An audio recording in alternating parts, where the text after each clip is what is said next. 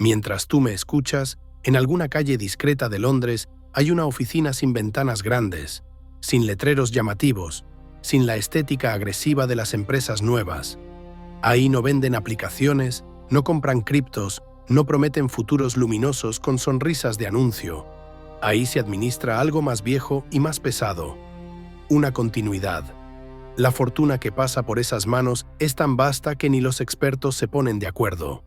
Los rumores flotan como humo en un pasillo frío, que si son decenas de miles de millones, que si es más, que si es imposible contarlo, porque está repartido en tierras, en derechos, en firmas, en silencio. Y lo más inquietante no es el tamaño del botín. Lo inquietante es la edad del mecanismo. Porque no estamos hablando de una empresa. Estamos hablando de una familia, de una estirpe que consiguió lo que ningún político moderno logra sin quebrarse. Mantenerse arriba durante más de 1000 años. 1000 años. Un milenio. Un lapso en el que civilizaciones nacieron, reinos ardieron, idiomas murieron, y sin embargo esa misma idea, la corona, siguió respirando. A veces la gente cree que esto es un cuento de carruajes dorados, banquetes y vitrinas. No. Esto es una crónica de supervivencia brutal, una historia donde el oro no brilla por belleza, sino por advertencia, donde el poder no se hereda como una joya, sino como una deuda antigua, una maldición bien vestida. Y para que entiendas la magnitud, quiero que imagines un lugar, la Torre de Londres, piedra vieja, aire húmedo, pasos que resuenan como si cada pared guardara una confesión. En un salón, sobre terciopelo, descansa una pieza que parece salida de un sueño febril. Un diamante enorme, frío, imposible. El Cullinan, tallado para el cetro. Una gota de luz que no nació en Inglaterra ni cerca. Nació lejos, arrancado de una mina africana, domesticado por manos expertas y luego colocado en el centro exacto de un teatro político. Ese diamante no es un adorno, es un trofeo. Una prueba física de un sistema que supo tomar continentes, quebrar familias, cortar cabezas, a veces de enemigos, a veces de parientes, y torcer leyes de fe como quien dobla un alambre. Hoy la gente se toma fotos con guardias inmóviles, compra tazas con coronas impresas y cree que mira folclore. Pero lo que ve es una fachada. Debajo hay ingeniería, siglos de truco, cálculo y sangre. Y aquí entra el primer gran hechizo. En esa isla existe una idea jurídica, casi mística, que ha vuelto locos a historiadores durante generaciones. Se la conoce como la teoría de los dos cuerpos del rey. Suena abstracta, pero es un arma. Según esta lógica, el monarca tiene un cuerpo humano, carne que envejece, huesos que duelen, un estómago que ruge, un pecho que se enferma y un final inevitable en un ataúd. Pero al mismo tiempo posee otro cuerpo, uno político. Invisible, perfecto, infalible y por encima de todo, inmortal. Cuando el monarca muere, ese cuerpo político no desaparece, salta, pasa al heredero como una chispa que no acepta apagarse. Así la institución nunca queda vacía, nunca admite pausa, nunca reconoce orfandad. Por eso el soberano no necesita documentos comunes. Los papeles existen en su nombre. Por eso el soberano no encaja en la lógica cotidiana. En teoría, no se juzga a la fuente de la justicia. Es una construcción mental tan poderosa que millones aceptaron, sin tocarla, sin verla, que un ser humano podía ser la encarnación de una nación. Y ese cuerpo inmortal necesita objetos, necesita utilería sagrada, porque un mito sin materia se disuelve. Así aparecen las joyas de la corona. No como moda, sino como herramienta, objetos diseñados para provocar asombro y obediencia. La pieza central es la corona de San Eduardo, oro sólido, incrustada de piedras que no son solo bellas, sino históricas. Pesa tanto que obliga a entrenar el cuello antes de usarla. Eso ya te dice algo. No es un accesorio, es una carga literal. Y hay una ironía que me encanta, una de esas ironías que la historia usa como cuchillo. La corona original fue destruida cuando la monarquía cayó y el mundo pareció darse vuelta. Los republicanos quisieron borrar el símbolo, fundirlo, convertirlo en monedas. Pero la mística sobrevivió al metal. Volvió, y con el regreso de la realeza fabricaron otra corona, nueva por fuera, vieja por dentro, porque lo que importaba no era la pieza, era la idea. Junto a la corona está el orbe, una esfera dorada que representa el mundo cristiano bajo una cruz, una miniatura del planeta en manos del soberano, un recordatorio silencioso de que el poder se presentaba como voluntad divina. Y luego está el cetro que sostiene la piedra, el Culinan, la luz atrapada, la geología convertida en argumento. Cuando ves a un monarca mayor, vestido de ceremonia, sosteniendo esos objetos, no estás viendo a una persona con joyas.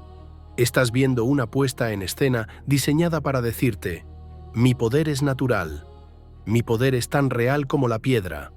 Lo fascinante, lo absurdo, lo inquietante, es que esta institución medieval no solo sobrevivió, prosperó en la era de pantallas, de redes y de máquinas que calculan lo que deseas antes de que lo digas. Afuera la gente pide comida con un toque.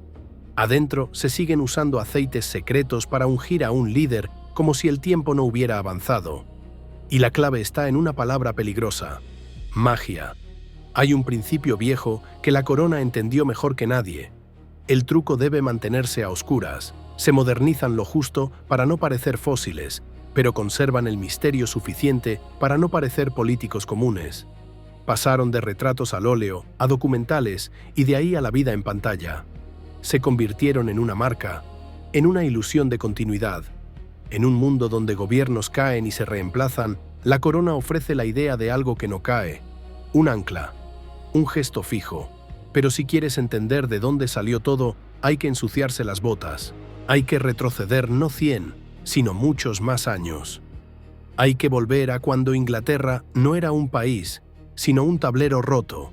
Pequeños reinos que se odiaban, se robaban y se incendiaban con entusiasmo. En ese barro aparece la semilla. Un trono en Wessex, un nombre que muchos olvidan, y luego un nieto que la historia sí recuerda: Alfredo. El único al que llamaron el Grande, no por amable, por sobreviviente. Imagínate el siglo IX, el gran ejército pagano llega. Los vikingos no vienen a hacer una visita, vienen a quedarse. Reino tras reino cae, y Alfredo termina escondido en pantanos, en el lodo, en lo más bajo. Hay una escena legendaria que siempre vuelve porque es perfecta. Alfredo, planeando, pensando, con la mente en llamas, y se le queman unos panes que debía vigilar. Una mujer, sin saber quién es, lo insulta como se insulta a un torpe cualquiera. El futuro dueño de Inglaterra humillado por una cena arruinada. Y sin embargo, ahí, en el barro, Alfredo entiende algo que define a los imperios. Para vencer no basta con pelear. Hay que inventar unidad. Gana batallas, sí. Levanta ciudades fortificadas, sí. Organiza milicias para que unos siembren y otros luchen, sí. Pero lo más brillante no fue la espada, fue la historia. Alfredo comprende que un pueblo sin relato no tiene por qué morir por nada. Así que traduce, manda a escribir, crea memoria. Deja de llamarse solo rey de su región y se presenta como rey de los anglosajones. En medio del caos nace la idea de que la corona no es solo un hombre, es un escudo. Ese es el inicio del hechizo, hacer que el poder parezca destino. Y como todo hechizo, tiene su precio, porque después de un arquitecto suele venir alguien que no entiende los planos.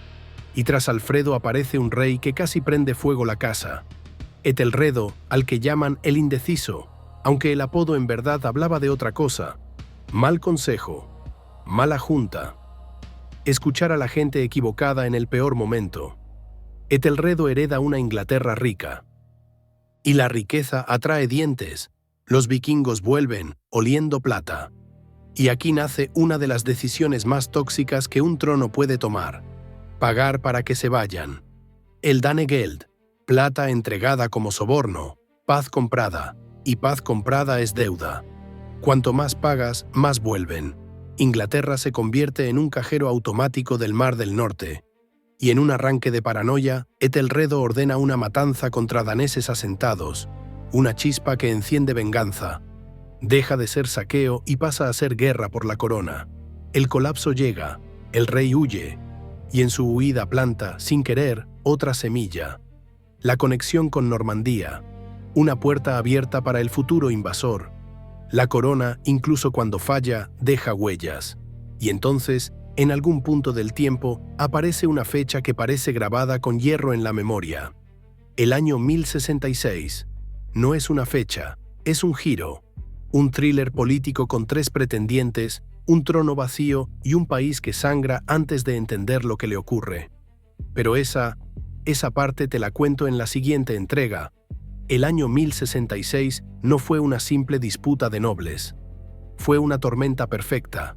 Un trono sin heredero claro es una puerta abierta, y Europa estaba llena de hombres que olían oportunidades como lobos. Eduardo, al que llamaban el confesor, murió dejando algo más peligroso que un cadáver, un vacío legal. Había rezado mucho, sí, había asegurado poco. Y en cuanto el silencio ocupó el palacio, la corona se volvió una granada sobre una mesa. El primero en agarrarla fue Harold Godwinson. No era de sangre real directa, pero en Inglaterra el poder no siempre bajaba por la misma vena. A veces subía por el músculo, por la alianza, por el respaldo del Consejo de Nobles. Lo coronaron rápido, casi con prisa, como si el mismo acto de ponerle una corona sobre la cabeza pudiera sellar la realidad con cera. Pero en ese siglo, una coronación también era una diana en el pecho. Al otro lado del mar, 2 hombres afilaban su ambición. Uno era Guillermo, duque de Normandía. Un señor duro, con el tipo de disciplina que no nace en la comodidad. Decía que Eduardo le había prometido el trono. Promesas así, dichas en pasillos, son moneda común y excusa perfecta para una invasión. El otro era Harold Hardrada, el último gran rey vikingo, un guerrero enorme, curtido de campañas lejanas. Para él, Inglaterra era un premio natural, casi un derecho de conquista anticipado. No pedía permiso, se presentaba con barcos. La tormenta rompió primero por el norte. Hardrada desembarcó con una flota inmensa y con un aliado que convertía el golpe en puñal: Tostig, hermano de Harold Godwinson. Nada envenena más a un reino que la traición familiar. La corona, recuerda esto, siempre ha temido más al pariente que al extranjero. Harold Godwinson estaba en el sur, esperando a los normandos, y de pronto lo obligaron a elegir entre 2 incendios. Hizo lo que hacen los reyes en pánico cuando aún creen en su propio destino. Marchó como si pudiera ganarle al tiempo. Cruzó largas distancias en pocos días. No fue una marcha, fue una agonía de pies sangrando, de hombres durmiendo sobre tierra dura, de estómagos vacíos empujados por la urgencia. Y llegó por sorpresa al puente de Stamford. Los vikingos estaban confiados, tan confiados que muchos ni siquiera llevaban armadura puesta. Esperaban una rendición, no una emboscada. Lo que siguió fue carnicería. Hay una imagen que la historia conserva con gusto porque parece inventada y, sin embargo, vive en la memoria como si hubiera ocurrido delante de todos. Un solo guerrero nórdico, enorme, bloqueando el puente. Un hombre sosteniendo a todo un ejército con hachazos, como si el puente fuera su reino personal. Dicen que lo mataron desde abajo, atravesándolo con una lanza, mientras un soldado se ocultaba en un barril bajo la estructura. Cómico, brutal, humano. Hardrada murió. La flota quedó destrozada. De las naves que trajeron, solo unas pocas bastaron para llevarse a los sobrevivientes. Stamford Bridge marcó el final de la era vikinga en Inglaterra, un cierre a golpes. Pero la victoria fue veneno, porque mientras Harold celebraba con barro en la cara y sangre seca en la ropa, el viento cambió en el canal, y el viento, a veces, decide reinos. Guillermo desembarcó en el sur. La noticia llegó como un cuchillo. Harold no tuvo tiempo de enterrar muertos ni de curar heridas. Dio media vuelta, volvió a marchar, otra vez, como si el cuerpo humano fuera una herramienta sin límite. Cuando llegó a Hastings, su ejército estaba cansado. Y el cansancio, en política, se paga caro.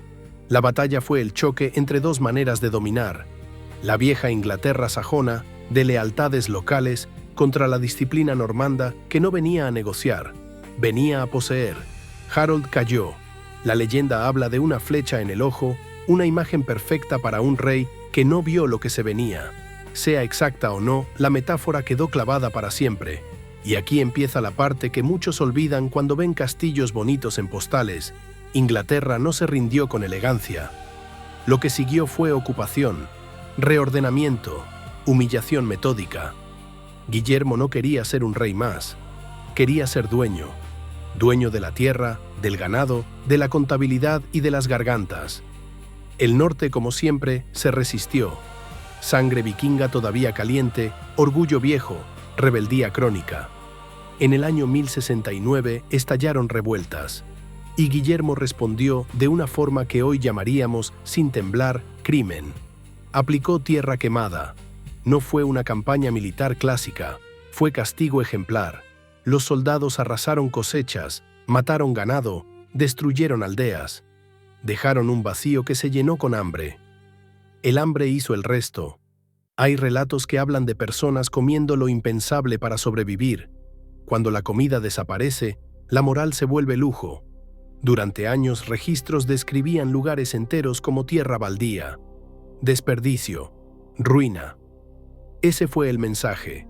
La corona ya no era pacto entre nobles, era bota de hierro sobre el cuello. Y luego vino el verdadero golpe maestro. El control no solo se impone con espadas, se impone con inventario. Guillermo ordenó un censo total, uno tan minucioso que parecía una confesión forzada del país entero. Lo llamaron el libro del juicio final, no por dramatismo barato, sino porque sus decisiones no admitían apelación.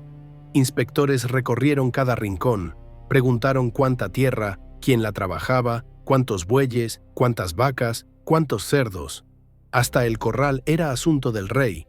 Por primera vez, el poder se volvía tabla y cifra. Administración. Estado.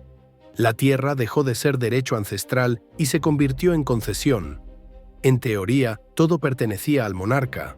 Los nobles solo la tenían prestada, a cambio de lealtad y soldados. Ese fue el nuevo mapa mental, una pirámide perfecta. Arriba, el rey. Abajo, todos los demás como entradas contables. Pero Guillermo no se detuvo en papeles. También entendió algo que da miedo por lo eficaz. La arquitectura domina. Antes, fortificaciones de madera, útiles para proteger comunidades. Con los normandos llegó la piedra. Y la piedra no se levantaba para cuidar al pueblo, sino para vigilarlo. Imagina estar trabajando un campo y ver crecer una torre maciza en la colina. Ventanas como ojos, muros gruesos. No es refugio, es recordatorio. La Torre de Londres nació como eso, una advertencia clavada en el borde de la ciudad, no solo contra invasores externos, sino contra los propios londinenses. Los veo, los cuento, los encierro si quiero. Castillos por toda la isla, nodos de poder conectados como una red de control. Si una región se rebelaba, el castillo era base para reprimir en horas, no en semanas. Y junto a la piedra vino el sistema social, feudalismo en su forma más dura. Abajo, siervos atados a la tierra. No podían mudarse, casarse, vender sin permiso. Encima, caballeros y varones atados por obligación militar. Todo fluía hacia arriba. Comida, impuestos, sangre. Incluso el idioma se convirtió en una muralla. El inglés antiguo quedó en cocinas y establos. El francés normando se adueñó del derecho, la política, la cultura. Hasta hoy sobreviven rastros. El animal en el campo con nombre germánico, la carne en el plato con nombre de raíz francesa. El campesino cuida, el señor come. En ese punto, Inglaterra se transformó en algo nuevo, una isla gobernada por una minoría extranjera con herramientas modernas para su tiempo. Contabilidad, castillos, jerarquía rígida. La corona dejó de ser solo símbolo. Se volvió máquina. Y sin embargo, las máquinas también se traban cuando el engranaje de la sucesión se rompe.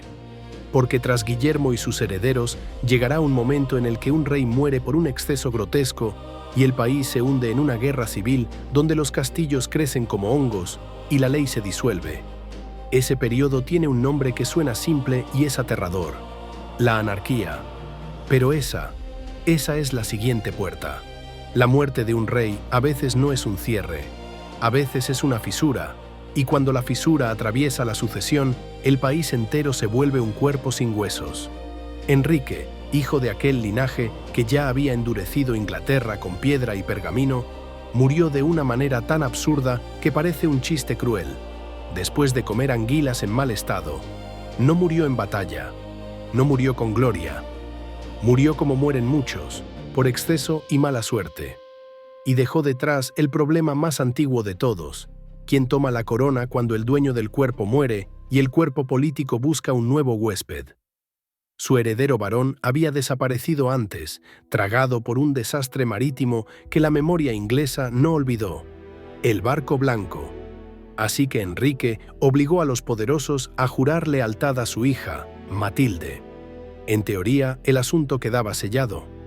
En la práctica, la teoría siempre pierde cuando los hombres armados no están convencidos, porque para aquella aristocracia normanda, guerrera hasta la médula, la idea de una mujer reinando era como pedirle a una espada que rezara. No era solo machismo, era pánico. Temían que una reina significara un país manejado por facciones, por maridos, por alianzas extranjeras. Temían perder. Y cuando el cuerpo del rey aún no se había enfriado del todo, su sobrino Esteban cruzó el canal como un ladrón rápido, se apoderó del tesoro real y se coronó. Así comenzó un periodo tan oscuro que los cronistas escribieron una frase que todavía pesa: Cristo y sus santos se quedaron dormidos. Lo llamaron la anarquía. Y no fue una guerra de grandes batallas hermosas para cantarlas en poemas. Fue peor. Fue una guerra de asedios, de traiciones pequeñas, de hambre lenta, de castillos que crecían como tumores. Los varones aprovecharon el vacío de poder como ratas en una despensa abierta. Empezaron a construir fortalezas sin permiso real, castillos adulterinos. Adulterinos no por moral, sino por ilegítimos. Eran bases privadas desde donde saquear aldeas, capturar viajeros, extorsionar campesinos. Cada colina podía volverse una amenaza. Cada camino, una trampa. En un mundo sin autoridad sólida, la corona deja de ser corona y se vuelve moneda.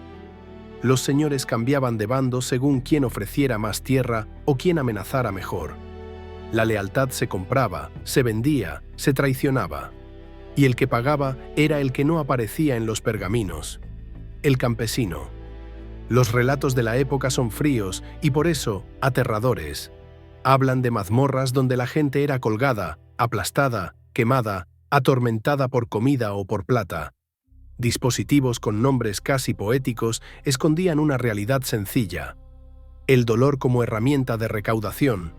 La autoridad que Guillermo había vuelto piedra se disolvió en barro. Pero Matilde no era una figura decorativa. No. Matilde era orgullosa, terca, con el título de emperatriz por su primer matrimonio. Había respirado política en cortes donde la ambición era pan diario. No se iba a rendir. En un momento, Esteban fue capturado y Matilde estuvo a un paso de ser coronada en Londres. A un paso. Ese a un paso es una distancia cruel en historia, porque Matilde, en su arrogancia, exigió dinero, impuso condiciones, y los londinenses, que querían rey pero no látigo fiscal, se levantaron y la expulsaron antes de la ceremonia. Y luego está esa escena que parece hecha para ser filmada: Matilde atrapada en Oxford durante un invierno duro. Sitio, nieve, frío que corta. Para escapar, se envolvió en una capa blanca, bajó por cuerdas, caminó kilómetros sobre un río congelado. Una mujer huyendo como fantasma, blanca sobre blanco, dejando atrás un castillo. Heroico. Sí, pero detrás del heroísmo, un reino se desangraba. Campos sin sembrar, comercio detenido, monedas diferentes circulando según el bando. El dinero se volvía sospecha. La anarquía terminó no por victoria épica, sino por cansancio y una muerte familiar que dejó al rey Esteban sin heredero claro. Exhausto, aceptó un pacto. Gobernaría hasta su muerte, pero el heredero sería el hijo de Matilde, un joven con energía peligrosa y talento, Enrique. Ese acuerdo, sellado en el Tratado de Wallingford, cerró décadas de caos y dejó una lección grabada en la psique inglesa. Una sucesión dudosa es un camino directo al infierno. Cuando Enrique subió al trono, Inglaterra no solo recuperó la corona, la transformó en algo más grande. Porque Enrique no heredó solo un reino, heredó un hambre. Enrique fue un volcán, cabalgaba sin parar, agotaba a su corte solo por existir, y cuando se enfurecía, cuentan que mordía alfombras como animal atrapado. Pero detrás de esa fuerza bruta había mente jurídica. Enrique entendió que el poder no se sostiene solo con acero, se sostiene con tribunales. Empezó a construir un sistema donde la justicia no dependiera del capricho de varones locales, jueces itinerantes, jurados, una estructura que cortaba el poder privado de los señores. Esto suena técnico, aburrido, pero es revolución, porque quien controla la justicia controla la vida diaria. Y entonces aparece ella, Leonor de Aquitania. Si Enrique era motor, Leonor era combustible. Territorio enorme, rico, más grande que lo que el rey de Francia podía digerir sin envidia. Leonor había estado casada con el rey francés y lo dejó. Lo encontró aburrido. Eso ya te dice qué tipo de mujer era. Una que no aceptaba jaulas elegantes. Se casó con Enrique y juntos formaron una pareja que parecía destinada a dominar. Pero su relación fue guerra constante. 8 hijos, 8 piezas en un tablero. Hijos que crecieron con ambición, con celos, con hambre de herencia. La corte de los Plantagenet no fue un hogar, fue un nido de serpientes. Hijos conspirando con la madre contra el padre, padre encarcelando a la madre durante años para controlarla. La corona como maldición familiar. Sin embargo, el conflicto más decisivo no fue doméstico, fue con la Iglesia. Enrique quería que los clérigos criminales fueran juzgados en tribunales reales, no en cortes eclesiásticas suaves.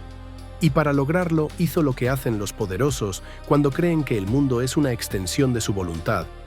Puso a su amigo en un cargo sagrado. Tomás Becket, arzobispo de Canterbury. Enrique creyó que tendría un títere, un aliado, una mano obediente.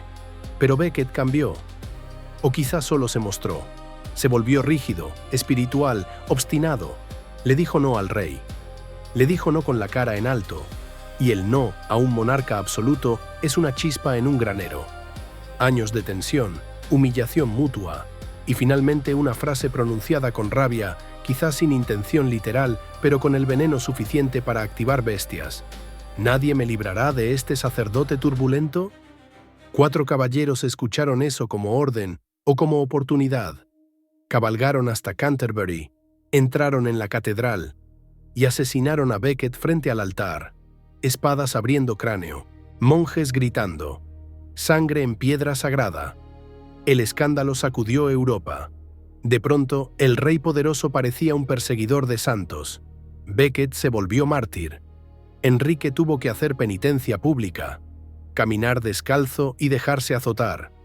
Un rey humillado ante el teatro de la fe. La corona aprendió algo ahí.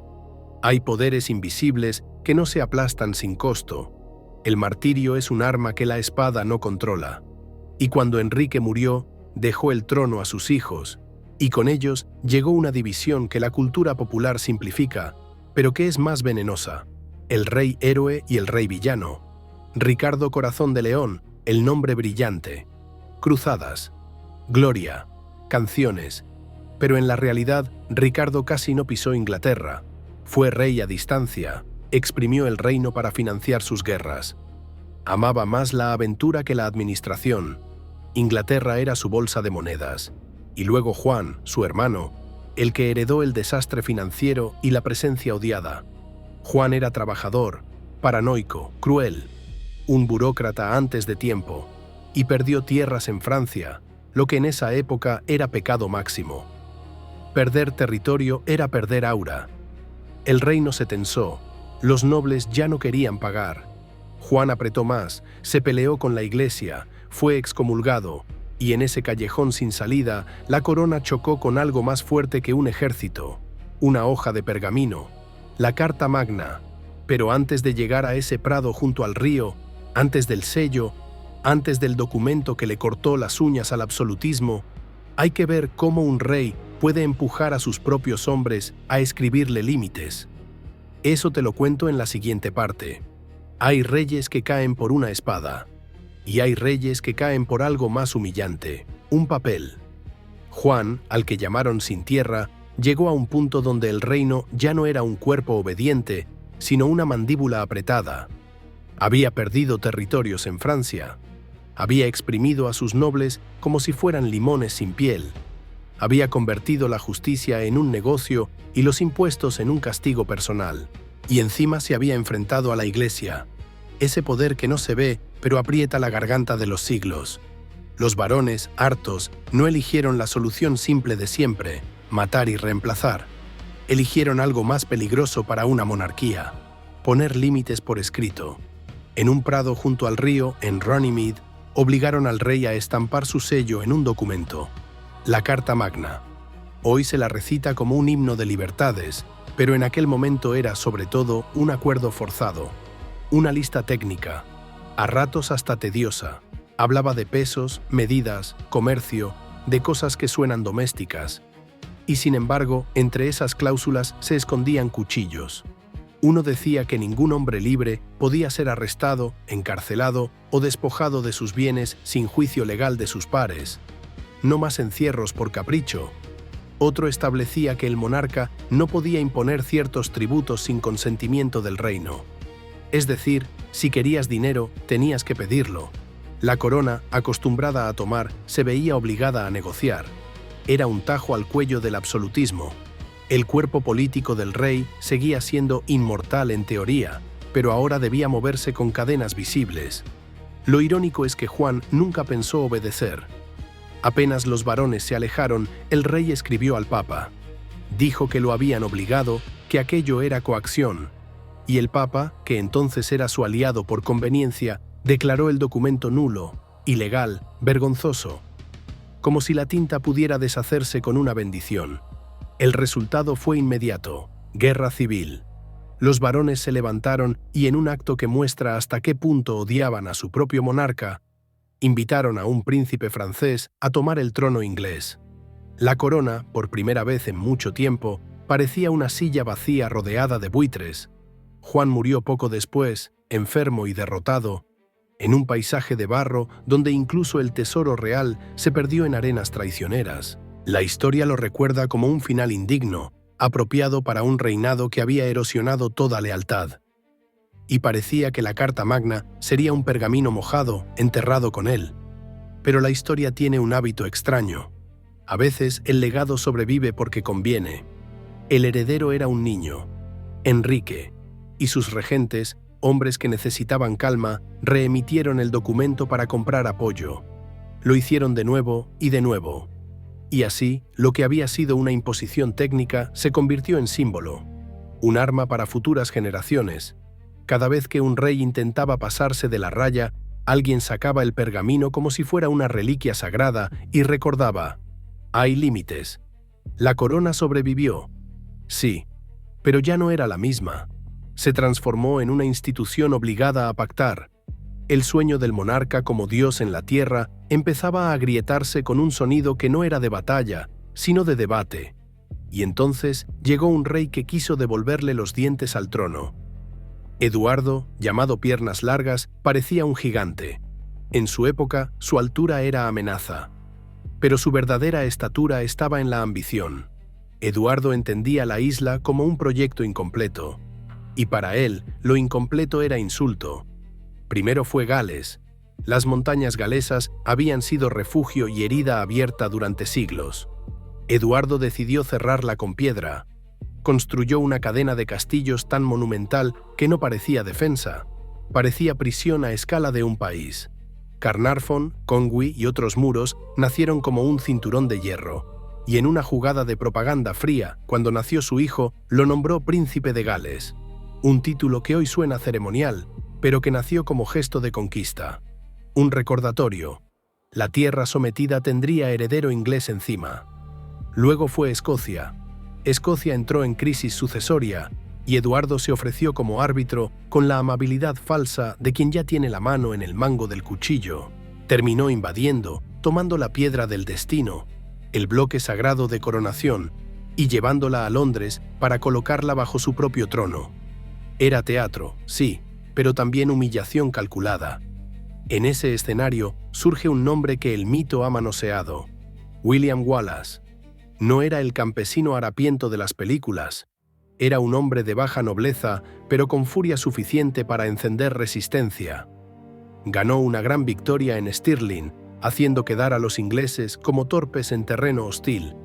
Eduardo esperó, y cuando eligió el lugar, respondió con tecnología y disciplina.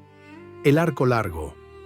En Falkirk, la lluvia de flechas destrozó formaciones escocesas antes de que pudieran tocar al enemigo. La guerra se estaba convirtiendo en matemática de muerte. Wallace fue capturado, y aquí la corona mostró su lenguaje más puro. El castigo como espectáculo. Lo arrastraron por Londres, lo ahorcaron sin dejarlo morir del todo, lo destriparon, lo descuartizaron. Sus restos se enviaron en direcciones distintas, como si el cuerpo roto fuera un mapa del mensaje. Esto le pasa a quien desafía al rey, pero la crueldad absoluta suele producir su propio enemigo. Escocia no se rindió. Encontró otro líder, Robert Bruce. Eduardo murió marchando al norte otra vez, con una obsesión que roza lo ritual. Se dice que pidió que llevaran sus huesos al frente, como si incluso muerto pudiera asustar. Con Eduardo, la corona se volvió imperialista y eficiente, un aparato que aplastaba con piedra y ley, pero ese aparato dependía siempre de quien lo encarnara, y el hijo que heredó el trono fue casi lo contrario. Eduardo II no heredó la disciplina ni el carisma guerrero. Heredó deudas, presiones y una debilidad que la nobleza olió rápido. Y además heredó o cultivó una relación íntima con su favorito, Piers Gaveston. Los varones no soportaron el poder que el rey le entregaba a ese hombre. No era solo cuestión de moral pública, era cuestión de acceso al tesoro, al oído real, a los privilegios. Gaveston era insolente. Se burlaba de grandes señores, se vestía con colores reservados al monarca. En la coronación eclipsó incluso a la reina. Fue una provocación en seda. Los nobles lo exiliaron varias veces. El rey lo trajo de vuelta siempre, hasta que lo capturaron y lo ejecutaron sin juicio. Eduardo nunca perdonó. Su reinado se convirtió en una espiral de resentimiento y fracaso militar. Escocia lo humilló en Bannockburn, confirmando que el hijo no era sombra del padre. Y cuando el rey reemplazó a Gaveston con otro favorito aún más peligroso, Hugh de Spencer, la cosa se volvió veneno puro. Los de Spencer usaron el afecto real como llave para confiscar, castigar, enriquecerse. Era un reinado de terror dentro del reinado. Entonces la reina, Isabel de Francia, a la que llamaron la Loba, tomó una decisión que rompe el molde. Se rebeló. Huyó, encontró aliado y amante en Roger Mortimer, reunió apoyo y regresó con un ejército. Derrocó a su propio esposo. Primera vez que una reina consorte lideraba una invasión exitosa contra el rey en funciones. Eduardo fue capturado, obligado a abdicar a favor de su hijo, y encerrado. Y aquí la historia entra en el terreno del horror que persigue a la corona como un fantasma de sótano. La versión más conocida dice que fue asesinado de una manera diseñada para no dejar marcas visibles.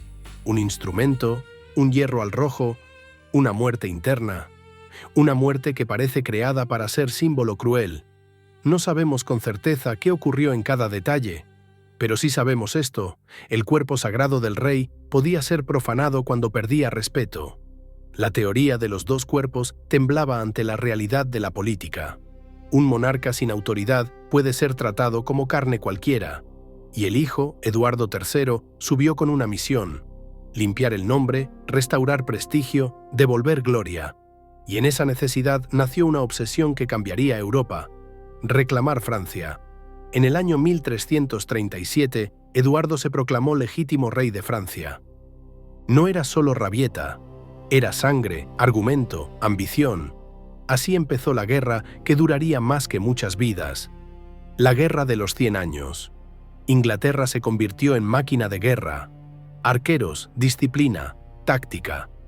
En Crécy, una élite francesa cayó bajo una lluvia de flechas.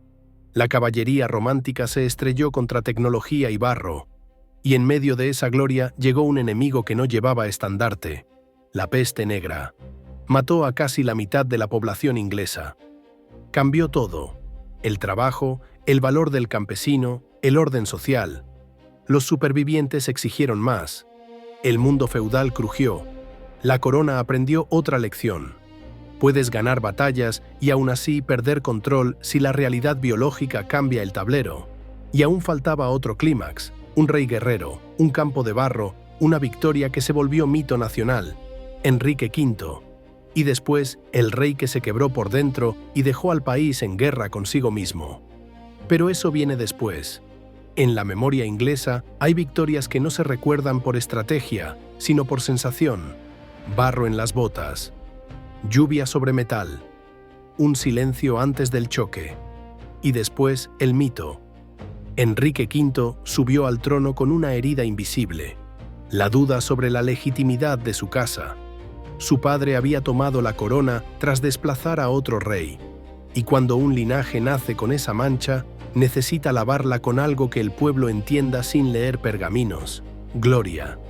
Enrique no era el príncipe juguetón de teatro. El Enrique real fue duro, religioso hasta el fanatismo, obsesionado con el orden. Tenía una voluntad tan rígida que rozaba lo inhumano. Entendió que la única manera de sellar su derecho a reinar era ganar en el campo, no solo por prestigio, por supervivencia. Así volvió a la vieja obsesión. Francia. Todo converge en un día de octubre, en un lugar cuyo nombre, dicho en voz baja, suena a golpe. Agincourt. El ejército inglés venía agotado, enfermo, con hambre. Habían pasado por un asedio que drenó hombres y ánimo, y se encontraron frente a una fuerza francesa que los superaba con claridad. La nobleza francesa, segura de su peso y su armadura, veía a los ingleses como presas ya contadas, pero Enrique eligió el terreno como quien elige la forma de una trampa. Un campo estrecho, flanqueado por bosques, con el suelo convertido en lodazal. Cuando la caballería pesada intentó cargar, el barro la tragó hasta las rodillas. Cada paso era un esfuerzo, cada avance una lenta humillación. Y entonces llegó la lluvia de flechas. Miles de arqueros ingleses, campesinos entrenados como instrumento nacional, soltaron una tormenta. Las flechas atravesaban, golpeaban, caían con un sonido que los cronistas compararon con un temporal de metal. La élite francesa, atrapada en su propio peso, se convirtió en objetivo. Agincourt fue masacre. Y hubo un acto que mostró el filo moral del rey guerrero. Enrique ordenó ejecutar prisioneros, no por sadismo romántico, sino por cálculo. Temía un contraataque, temía que los capturados se rearmaran, temía perder el control del campo. La crueldad fue pragmática. Esa decisión horroriza incluso a ojos medievales, pero también revela algo que atraviesa la historia de la corona. Cuando se siente acorralada, hace lo que sea para seguir en pie. La victoria fue tan grande que se volvió mito fundador. Por primera vez, el orgullo no residía en la sangre francesa de los reyes ingleses, sino en la idea de que el arco largo y el hombre común podían destruir a la nobleza de Europa. Enrique obligó a Francia a firmar un tratado humillante. Lo reconocían como heredero. Se casó con Catalina para sellar el papel. Por un instante parecía posible una unión de coronas, y entonces la historia hizo lo que mejor sabe: cortar la cuerda en el punto más alto. Enrique murió joven, no por espada, sino por enfermedad. Disentería, la misma miseria biológica que acompañaba a los ejércitos. Dejó un heredero que no era heredero, era un bebé, un niño coronado antes de entender qué significaba una corona. Y ahí empezó el eclipse. Enrique VI creció bajo la sombra de un padre convertido en leyenda. Pero el hijo no fue guerrero. Fue devoto, blando, nacido para claustro y no para trono. Odiaba la violencia, evitaba la confrontación, buscaba paz como si el mundo estuviera dispuesto a ofrecérsela. Mientras tanto, Francia se levantó. Apareció una figura imposible: Juana de Arco, un símbolo que encendió a los franceses y que convirtió la guerra en fervor. Inglaterra empezó a perder. Piezas territoriales se desprendían como carne de una herida. Al final quedó casi nada. Un puerto. Un último resto. El orgullo inglés se hundió. Las arcas quedaron vacías, y entonces llegó el desastre más peligroso para una monarquía. El cuerpo del rey dejó de funcionar. Enrique VI sufrió un colapso mental. No fue un mal día, fue un abismo. Durante meses largos, el rey no habló, no caminó, no reconoció. Le presentaron a su propio hijo recién nacido y él miró al vacío. El país tenía un soberano vivo y, sin embargo, era como si estuviera muerto. En una institución basada en la idea de que el monarca es centro, tener un centro vacío es fatal. El vacío fue ocupado por facciones. Por un lado, la reina Margarita, dura, combativa, incapaz de aceptar que su esposo fuera una sombra. Por otro lado, Ricardo, duque de York, riquísimo, poderoso y con un reclamo al trono lo bastante fuerte como para abrir la puerta a la guerra. Y la guerra llegó como llega siempre en Inglaterra cuando la sucesión se vuelve duda, desde adentro. La Guerra de las Rosas no nació como poema.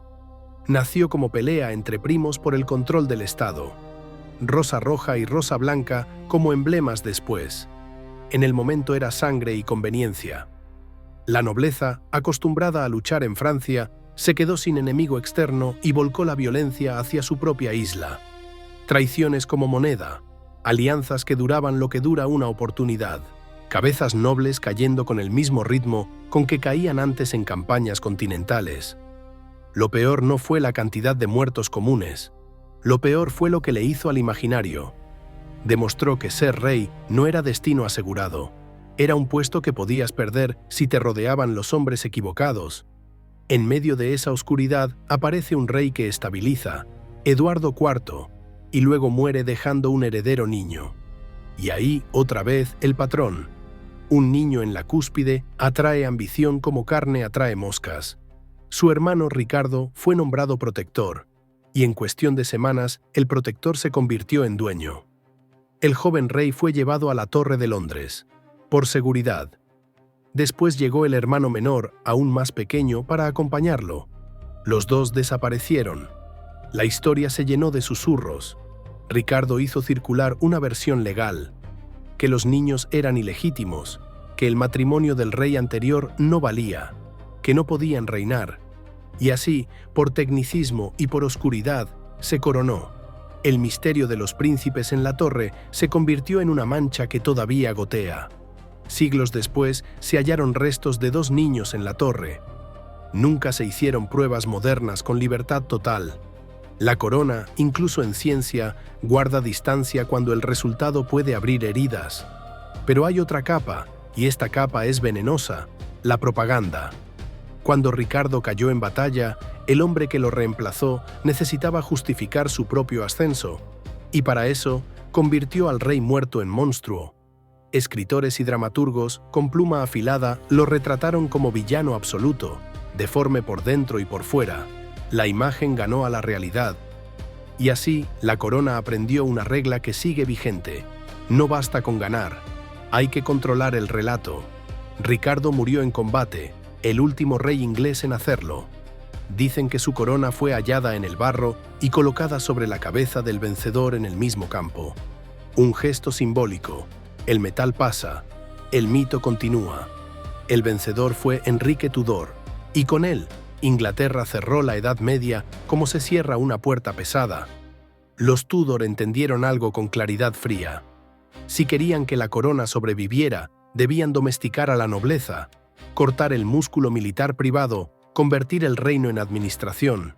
Menos caballeros sueltos, más contabilidad, más tribunales, más control. El primer Tudor acumuló dinero como si fuera alimento sagrado. Multas, fianzas, castigos económicos. El noble rico era peligro. El rey rico era invulnerable. Esa fue su lógica. Y cuando el padre murió, dejó tesoro y orden. Le entregó a su hijo una caja llena de oro y la llave de una jaula. Ese hijo sería el huracán. Enrique, el que rompería con Roma, torcería la fe y convertiría el divorcio en acto de Estado. El que cambiaría el mapa espiritual de la isla con una firma y un hacha. Pero ese golpe, ese quiebre, merece su propio tramo. Hay momentos en que la historia deja de avanzar como río y se convierte en corte. Un tajo limpio. Antes y después.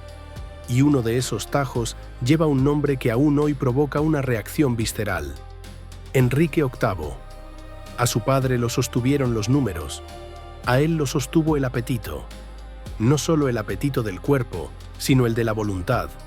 Enrique no quería ser un rey correcto, quería ser un rey total, una autoridad sin techo, y la tragedia íntima que todos repiten como chisme, su obsesión por un heredero, fue la excusa perfecta para una operación política inmensa, porque el problema no era solo una cama sin hijo varón. El problema era el miedo. Inglaterra todavía recordaba guerras civiles. Todavía recordaba la corona pasando de mano en mano con barro. Un rey sin heredero varón era una invitación a repetir el infierno. Enrique estaba casado con Catalina de Aragón. Un matrimonio largo, una alianza poderosa, una unión con el mundo hispánico. Pero el ansiado hijo varón no llegó. Llegó una hija. Llegaron pérdidas. Llegó frustración. Entonces Enrique pidió anulación al Papa. Y aquí está la verdad incómoda. No fue un gesto místico. Fue cálculo. Y cuando Roma dudó, cuando el Papa se movió con lentitud y cautela, Enrique entendió que la única autoridad que podía frenarlo era una autoridad extranjera. Y un rey que sueña con ser total no tolera frenos externos. Así nació el acto más radical de soberanía de la historia inglesa, la ruptura con Roma. Con el acta de supremacía, Enrique se proclamó cabeza suprema de la Iglesia de Inglaterra. No era solo un cambio religioso, era un golpe a la estructura del mundo. De pronto, la fe se volvió asunto de Estado. El rey se colocó por encima del Papa dentro de su territorio. La religión dejó de ser un puente hacia el cielo y se convirtió en un contrato de lealtad. Quien no aceptaba la nueva jerarquía no era solo un disidente religioso, era un traidor. Y la traición, en ese siglo, tenía un final claro: el hacha. Aquí es donde la vida privada del rey y la máquina política se mezclan hasta volverse indistinguibles. La historia de sus matrimonios se ha contado como melodrama, pero en realidad fue una purga constante, una reconfiguración de facciones. Catalina representaba el viejo orden y la alianza tradicional. Ana Bolena representaba una nueva corriente reformista, una apertura hacia ideas que ya circulaban por Europa. Su ascenso fue un terremoto. Su caída, una advertencia. Ana no dio el hijo varón. Y además, su red de influencia en la corte creció demasiado. La corona no solo ama el control, teme las redes ajenas. Ana terminó en la torre, terminó sin cabeza. Y con ella cayeron aliados, parientes, protectores. Jane Seymour sí dio el heredero, Eduardo, y murió en el parto. Un triunfo dinástico pagado con sangre doméstica. Los siguientes matrimonios fueron alianzas y desesperación, y el patrón se repetía. Cada esposa era un puente hacia una facción, y cada caída era un derrumbe de esa facción. Pero si quieres ver el verdadero golpe de Enrique, no mires sus alcobas, mira la tierra. En un periodo de pocos años, Enrique ejecutó una de las mayores transferencias de riqueza en la historia inglesa: la disolución de los monasterios. La Iglesia poseía una parte inmensa de la tierra, abadías, campos, granjas, rentas, y los monasterios no eran solo edificios religiosos, eran centros de caridad, de cuidado, de archivo cultural, de vida comunitaria. Enrique, guiado por su maquinaria administrativa, decidió que esas tierras eran suyas. Los monjes fueron expulsados, las bibliotecas saqueadas, las abadías quedaron como huesos de piedra. No fue un acto de piedad reformista, fue negocio y control. Y aquí está el detalle que explica por qué el cambio se volvió casi irreversible. Enrique repartió el botín, vendió y regaló tierras a una nueva élite, nobles y burgueses que, desde ese momento, debían su fortuna al trono. Esa gente no iba a querer jamás un regreso pleno al catolicismo, porque un regreso significaría devolver propiedades. La corona no solo cambió la fe, cambió el interés material de los poderosos. Esa fue la ingeniería real: atar a la clase dirigente al nuevo orden con escrituras, no con sermones. Y mientras la isla se fracturaba religiosamente, Enrique miró al mar. Entendió algo que definirá el futuro británico. Una Inglaterra aislada del continente católico necesitaba defensa móvil. No muros de piedra, madera, velas, cañones. Empujó la creación de una marina permanente. Astilleros, administración naval, barcos armados para hundir a distancia. La corona empezó a convertir el mar en extensión del palacio. El rey murió dejando una herencia extraña. Un país con identidad religiosa rota, un tesoro gastado por guerras y excesos, pero una estructura de poder más absoluta que nunca dentro de sus fronteras y un músculo naval listo para crecer. Y entonces subió un niño, Eduardo. La corona entró en una fase peligrosa, como péndulo. Un extremo protestante, luego un extremo católico, cada cambio borrando el anterior con furia. Eduardo VI, pequeño y frágil, pero con una devoción protestante dura. Bajo su reinado se desmantelaron imágenes, se blanquearon murales, se rompieron estatuas. Fue una guerra contra la memoria visible. Murió joven. Y el péndulo golpeó hacia el otro lado. María, hija de Catalina, una mujer que había visto a su madre humillada, su fe perseguida, su lugar negado. Llegó al trono con misión. No con dudas, quiso devolver Inglaterra a Roma, y lo hizo con fuego. Las hogueras se encendieron, personas quemadas vivas por no renunciar a su fe. La intención era purificar. El efecto fue crear mártires, darle al protestantismo una narrativa de resistencia.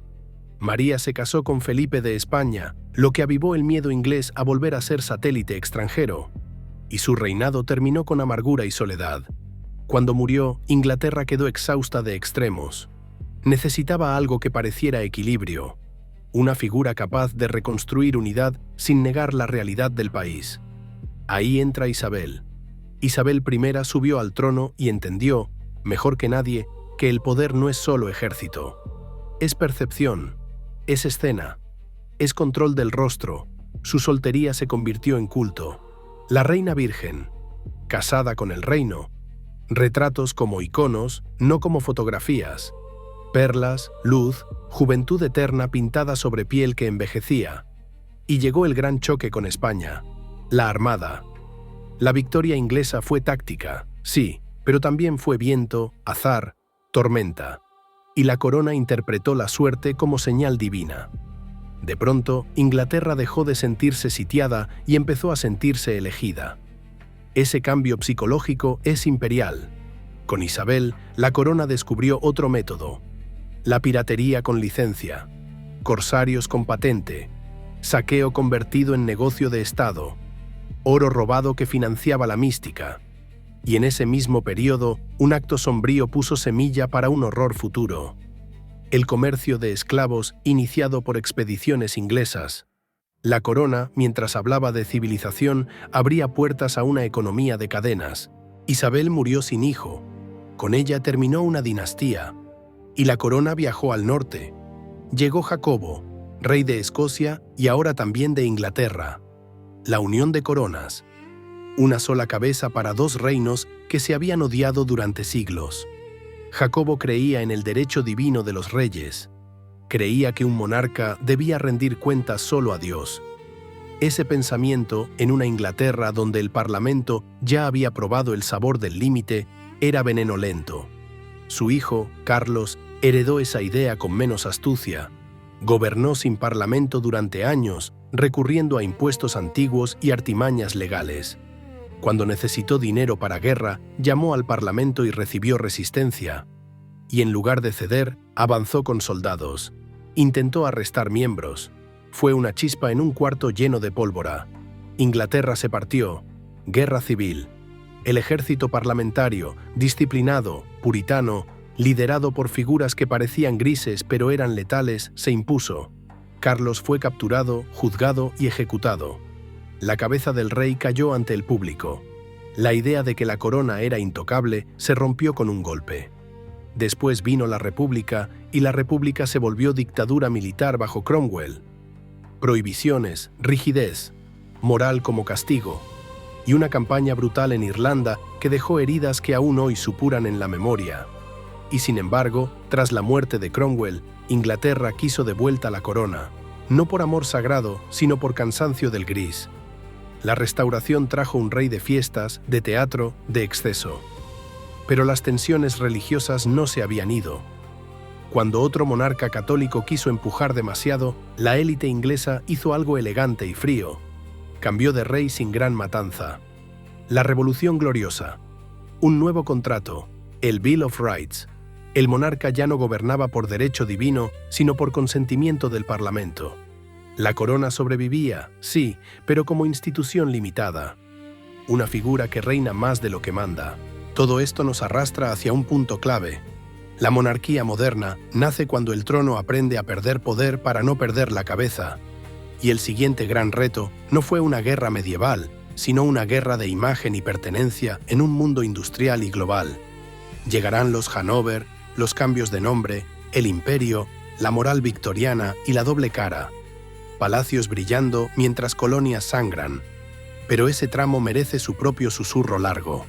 Para entender cómo la corona llegó a parecer eterna en la era moderna, hay que mirar un truco que no se hace con espadas ni con decretos, sino con imagen, con costumbre, con una idea simple: si el pueblo te mira y te reconoce, te perdona más de lo que debería.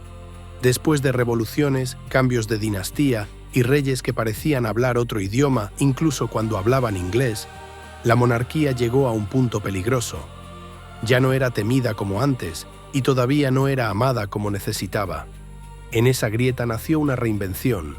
Victoria subió al trono siendo muy joven, y la monarquía, en ese momento, estaba manchada por escándalos, excesos, deudas y una sensación de decadencia que olía a fin de época. Sus tíos habían dejado una estela de lujo mal administrado, amantes, circo social. La corona parecía una reliquia cara. Victoria, por sí sola, no era un plan maestro. Era una figura que podía quebrarse bajo la presión. Pero la historia le entregó a su lado un arquitecto silencioso: Alberto. Alberto era alemán, intelectual, obsesivo con la eficiencia. Creía en el progreso, en la industria, en la disciplina doméstica. Y entendió algo que muchos monarcas tardan en aprender: en un mundo donde la política ya no se decide solo con sangre, el trono se sostiene con reputación. Así nació la operación más exitosa de rescate institucional en siglos: convertir a la familia real en el ideal moral de la clase media. La corona, que durante generaciones había sido sinónimo de capricho aristocrático, empezó a vender otra cosa: deber, hogar, sobriedad, religión, trabajo. Se construyó la imagen de una reina madre, de un matrimonio ejemplar, de hijos alineados como símbolos de orden. La propaganda cambió de forma. No era ya el rey guerrero con espada en retrato. Era la familia correcta, mirando al futuro. Tuvieron muchos hijos, y esos hijos fueron una política exterior en carne viva. Matrimonios con casas reales por toda Europa. Victoria se convirtió en un centro genealógico del continente. La llamaron la abuela de Europa, y esa red familiar parecía por un tiempo una red de estabilidad, pero la fachada tenía rigidez. Cuando Alberto murió, Victoria se hundió en un luto que duró décadas. Negro sobre negro. Ausencia pública. Una reina que desaparecía en su propio dolor. Y durante un rato, el republicanismo volvió a asomar, como una sombra paciente. Sin embargo, incluso el luto se volvió parte del mito. El pueblo vio una viuda fiel, una mujer que sufría y aún así seguía siendo símbolo. La corona cambió de naturaleza. Menos poder directo, más autoridad emocional, menos mando, más representación. Y mientras Londres se vestía con moral doméstica, el imperio se extendía como una mancha que no pedía permiso. Aquí entra la parte que la historia oficial suele narrar con perfume y banderas, pero que huele a otra cosa cuando uno se acerca. El Imperio Británico, en gran medida, no fue construido primero por el Estado, sino por una entidad privada que actuaba como soberano con licencia. La Compañía de las Indias Orientales. Un nombre elegante para un monstruo administrativo. Tenía ejército propio, tenía tribunales, tenía moneda. Bajo el sello real, esa empresa podía hacer guerra, negociar tratados, imponer impuestos. Era imperialismo privatizado. La corona, desde lejos, podía mantener las manos limpias mientras la maquinaria recogía beneficios. La India pasó de ser socio comercial a ser territorio exprimido. Monocultivos, industrias locales aplastadas, riqueza extraída como si el suelo fuera caja fuerte. Y cuando la economía se reorganiza solo para beneficiar al centro, llegan las hambrunas. no como accidente, sino como consecuencia. El oro que iluminaba salones en Londres tenía sombra larga en Asia. Y no solo Asia. El imperio era una red que atravesaba África y el Caribe. Una arquitectura global donde la prosperidad del centro dependía del trabajo barato, forzado o sin alternativa en las periferias. Esta doble cara se volvió marca. En la misma era en que la corona se presentaba como faro moral, el Reino Unido se convirtió en uno de los grandes traficantes del mundo a través de algo que todavía hoy se pronuncia con vergüenza: las guerras del opio.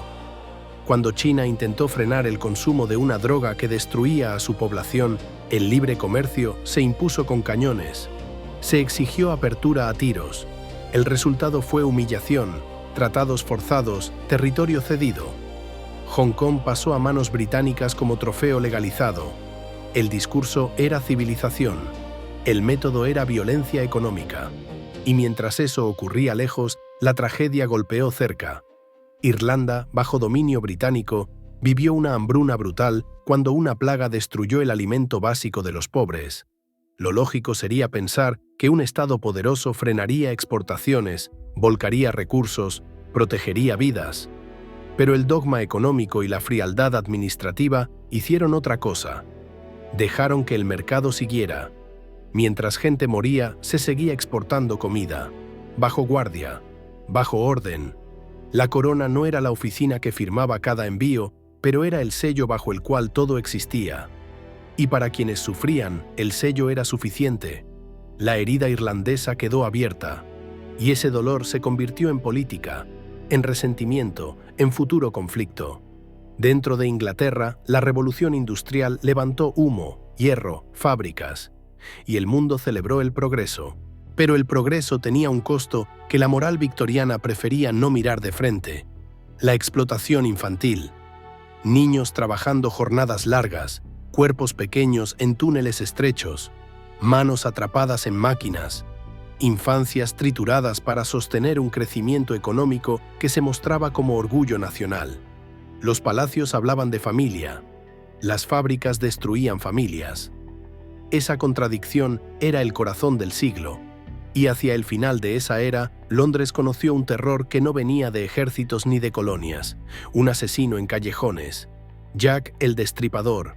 Los crímenes revelaron miseria extrema en barrios que la capital imperial prefería ignorar, y alrededor de esos asesinatos surgieron teorías que dicen más del clima social que de la evidencia, susurros que insinuaban encubrimientos, conexiones altas, sombras cerca del trono. No importa si esas teorías son ciertas, importa que eran creíbles para muchos. Esa credulidad es un espejo. Muestra desconfianza hacia una élite que parecía capaz de cualquier cosa. Cuando Victoria murió, el país sintió que se abría una ventana tras décadas de aire encerrado. Llegó un rey distinto. Eduardo, un monarca de sociedad, de lujo, de diplomacia informal, de brillo. Pero ese brillo fue breve, porque el siglo nuevo traía algo que la aristocracia no supo escuchar a tiempo. El mundo estaba a punto de quebrarse en guerra industrial. Con Jorge V llegó la Gran Guerra. Y la guerra no solo mató cuerpos, mató prestigios. Las monarquías europeas cayeron como piezas. Y la corona británica, para sobrevivir, tuvo que hacer algo que parece pequeño, pero fue vital: cambiar de nombre. Se deshizo de un apellido alemán y tomó uno inglés, pesado, de castillo: Windsor. No era estética, era supervivencia. Jorge V entendió que si quería que su familia no terminara como sus primos en Rusia o Alemania, debía verse británica hasta el hueso, debía convertirse en símbolo de servicio público, de cercanía controlada, de resistencia. Visitó fábricas, hospitales, frentes. Se mostró como rey del pueblo. Creó el molde del monarca moderno, menos distante, más útil. Pero incluso esa utilidad tuvo un costo moral frío. Cuando su primo, el zar, pidió asilo, la corona temió que recibirlo desestabilizara el país. No lo recibieron. La familia rusa fue asesinada. La sangre familiar perdió frente al instinto institucional. Ese es el hilo invisible, la institución primero. Luego llegó el golpe inesperado. Eduardo, heredero carismático, se convirtió en el que casi destruye la mística con un solo acto. Abdicó por amor, dicen algunos. Abdicó por capricho y falta de sentido del deber, dicen otros. Lo cierto es que eligió casarse con una mujer divorciada en una época donde eso chocaba con su rol religioso como jefe de la Iglesia inglesa. Eligió irse. Y dejó a su hermano, Jorge VI, un hombre tímido, con dificultad para hablar en público, a cargar el trono en el momento más oscuro, la guerra contra el nazismo. Jorge VI se quedó en Londres durante bombardeos. Buckingham fue atacado. La familia real no huyó. La corona se convirtió en búnker simbólico. Y esa imagen salvó la institución. Cuando Jorge VI murió, su hija Isabel subió al trono. Y ahí comenzó otra reinvención. La monarquía entrando a las pantallas. La coronación televisada convirtió un ritual antiguo en evento mundial. La cámara se volvió altar público. Ese paso fue brillante y peligroso, porque cuando permites que el mundo mire tu ceremonia, el mundo empieza a exigir mirar tu vida. Y así la corona, que había sobrevivido a hachas y guerras, empezó a enfrentarse a algo nuevo, la mirada constante. Pero el gran choque mediático, el que casi rompe la institución, todavía está adelante. La década de las rupturas, Diana, el año del horror y la pregunta moderna que duele. ¿Por qué esta familia, en pleno siglo XXI, conserva privilegios que el ciudadano común jamás verá? Eso viene en el siguiente tramo. Isabel II heredó una corona que ya no podía presentarse como dueña del mundo. El imperio era un gigante cansado, con heridas abiertas tras 2 guerras, y con colonias que ya no aceptaban órdenes pronunciadas desde una isla lluviosa. La monarquía, para sobrevivir, tenía que hacer algo que sus antepasados habrían considerado humillante: aprender a retroceder con elegancia. La descolonización fue el telón de fondo real de su reinado, no un episodio, un goteo constante, país tras país levantando su propia bandera, y en cada independencia se repetía el mismo ritual extraño. La Union Jack bajando mientras la corona sonreía, como si soltar un territorio fuese un gesto voluntario y no una retirada obligada por la historia. Se creó una nueva envoltura para ese retiro: la Commonwealth, una asociación voluntaria, un lenguaje suave para una realidad dura. La corona dejó de hablar de dominio y empezó a hablar de cooperación. La matriarca de un imperio se convirtió en figura de unión simbólica. Fue un giro de marketing impecable, pero el mundo no se reescribe solo con palabras. Hubo violencia, hubo represión, hubo conflictos sucios en lugares donde el sello real todavía significaba poder. Y aunque la reina no firmaba cada orden militar, el símbolo era uno: la corona. Al mismo tiempo, Isabel entendió otra cosa: el siglo XX no perdona el misterio absoluto. O te vuelves visible o te vuelves irrelevante. La coronación televisada abrió una puerta que no se podía cerrar. La institución invitó a las cámaras al santuario, y con eso firmó un contrato silencioso con el público. Ahora pueden mirar. Al principio, la mirada fue devoción, luego se volvió hábito, después exigencia. La monarquía se convirtió en una especie de obra continua, donde cada gesto, cada ausencia, cada palabra omitida era interpretada como mensaje. Y en esa nueva era, los escándalos no eran simples rumores, eran episodios globales. La corona parecía estable durante décadas, pero bajo el barniz se formaba una grieta. La familia real era una familia humana metida dentro de una institución que exige ser inhumana. Deber sobre sentimiento, protocolo sobre instinto, y entonces llegó el año en que el escenario ardió. 1992. Isabel lo llamó su año horrible, no con dramatismo teatral, sino con cansancio. Fue una demolición pública de la imagen familiar que Victoria había construido. La idea de que la realeza era modelo moral.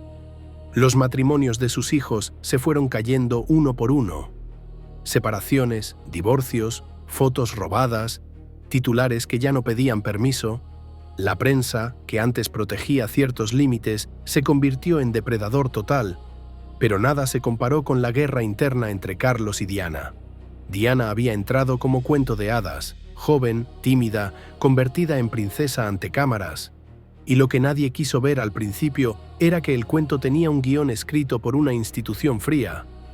Diana no encajó, no porque fuera mala, sino porque era emocionalmente visible, y la firma, ese modo corporativo con que se habla del aparato real, no sabe manejar lo visible salvo cuando lo controla.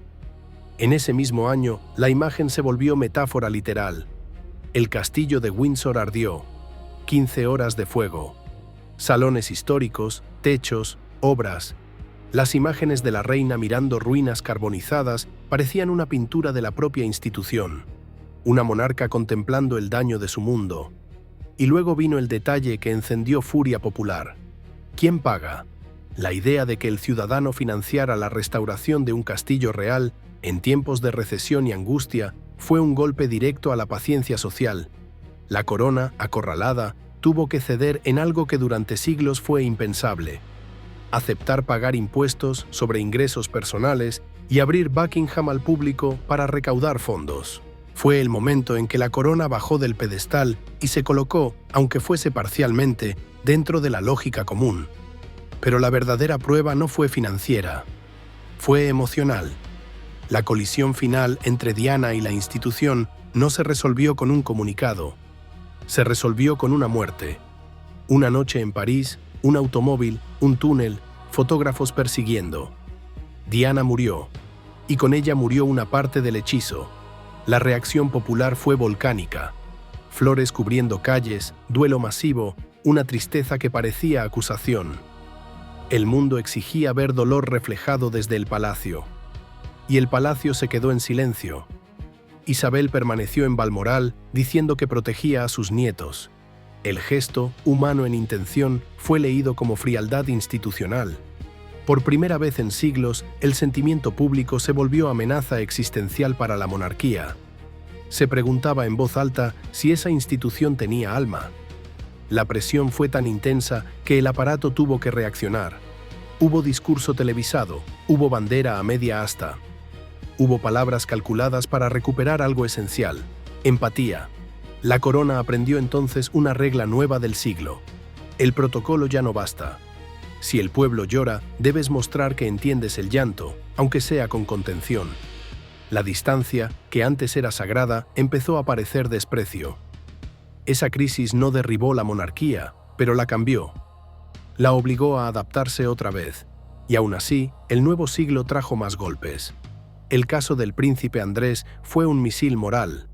Vínculos con Epstein, acusaciones de abuso, una entrevista desastrosa con excusas absurdas. El palacio tuvo que despojarlo de títulos y funciones.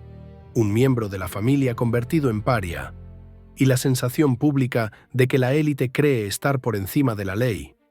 Luego llegó otra fractura, distinta pero igual de dañina. La salida de Harry y Meghan, con acusaciones de racismo institucional, de abandono, de filtraciones a prensa para proteger a otros miembros. La familia dividida en público, una guerra de narrativas en tiempo real, vendida por plataformas y entrevistas, como si el dolor fuese contenido. Y sobre todo, empezó a crecer una pregunta que no se apaga: el dinero. Ducados, propiedades, exenciones fiscales, herencias que pasan libres de impuestos mientras el ciudadano común paga porcentajes altos. La corona como una de las corporaciones inmobiliarias más grandes y menos transparentes del planeta, protegida por privilegios legales antiguos. En el fondo, la discusión moderna no es solo moral, es estructural. ¿Por qué una institución hereditaria conserva excepciones que el resto de la sociedad no tiene? Isabel murió después de un reinado larguísimo. El jubileo de platino fue despedida en vida. Y cuando la reina eterna se fue, quedó la pregunta que nadie podía evitar: ¿qué pasa cuando el símbolo que sostenía todo ya no está? Carlos subió al trono con edad avanzada y con un pasado conocido por todos. No era una página en blanco. Era un libro abierto, con capítulos que el público recuerda sin esfuerzo. Y mientras tanto, en países de la Commonwealth, el republicanismo dejó de ser murmullo y se volvió agenda. Algunas naciones ya eligieron romper el vínculo formal, otras lo debaten con más fuerza. Para muchos, la monarquía es el último cordón con un pasado colonial que ya no quieren cargar. Así llega la corona al borde del siglo XXI. sobreviviendo no por fuerza, sino por adaptación, cediendo poder para conservar trono, ajustando la máscara para que el público siga aceptando el teatro. Pero todavía falta entrar a un territorio donde el brillo se vuelve prueba de cargo. Las joyas, los tesoros, las piedras traídas de otros lugares y la presión creciente para devolver lo que fue tomado bajo dominio. Ahí el símbolo se vuelve problema diplomático. Hay tesoros que se exhiben como orgullo, y hay tesoros que en el siglo actual se exhiben como pregunta, porque el brillo, cuando se mira de cerca, no siempre habla de belleza, a veces habla de origen. Para entender la dimensión real de la corona británica, hay que dejar de verla como una joya y empezar a verla como un catálogo, un inventario de historia universal escrito por quienes ganaron. Lo que para Londres es herencia, para otros es botín. Durante siglos, el imperio operó con una idea simple, brutal y eficiente. Si algo es valioso y está al alcance del poder, su destino natural es la vitrina del vencedor. Y ese principio, con ropaje legal o sin él, llenó museos, cámaras acorazadas, palacios. En el siglo XXI, ese inventario se convirtió en campo de batalla. Uno de los casos más simbólicos no está en la torre, sino en el Museo Británico. Los mármoles del Partenón. El relato británico habla de rescate y preservación. El relato griego habla de desmembramiento.